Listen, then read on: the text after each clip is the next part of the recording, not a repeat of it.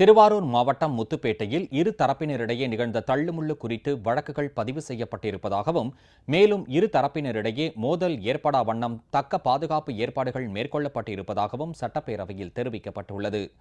சட்டப்பேரவையில் ஆளுநர் உரையின் மீது நடைபெற்ற விவாதத்தின் போது திருவாரூர் மாவட்டம் முத்துப்பேட்டையில் நடைபெற்ற சம்பவம் குறித்து விளக்கம் அளித்து பேசிய முதலமைச்சர் திரு ஓ பன்னீர்செல்வம், திருவாரூர் மாவட்டம் முத்துப்பேட்டையில் கடந்த ஆண்டு 31ஆம் தேதி இரவு ஆங்கில புத்தாண்டு தினத்தின் போது தர்கா வழியாக சென்றபோது ஒரு தரப்பினர் கோஷங்களை எழுப்பியதால் மற்றொரு தரப்பினர் எதிர்ப்பு தெரிவித்து அங்கு தள்ளுமுள்ளு ஏற்பட்டதாக தெரிவித்துள்ளார். காவல்துறையினர் உடனடியாக தலையிட்டு இரு தரப்பினரிடையேயும் மோதல் ஏற்படா வண்ணம் தக்க பாதுகாப்பு ஏற்பாடுகள் மேற்கொண்டதாக தெரிவித்துள்ளார். இது தொடர்பாக 2 வழக்குகள் பதிவு செய்யப்பட்டதோடு 15 பேர் கைது செய்யப்பட்டு நீதிமன்ற காவலுக்கு அனுப்பப்பட்டதாகவும் அவர் தெரிவித்துள்ளார். காவல்துறையினர் தொடர்ந்து அப்பகுதியில் ரோந்து பணிகள் மேற்கொண்டு வருவதாகவும், தற்போது நிலைமை அமைதியாக உள்ளதாகவும் அவர் தெரிவித்துள்ளார். வழக்குகள் புலன் விசாரணையில் இருந்து வருவதாகவும் முதலமைச்சர் குறிப்பிட்டுள்ளார்.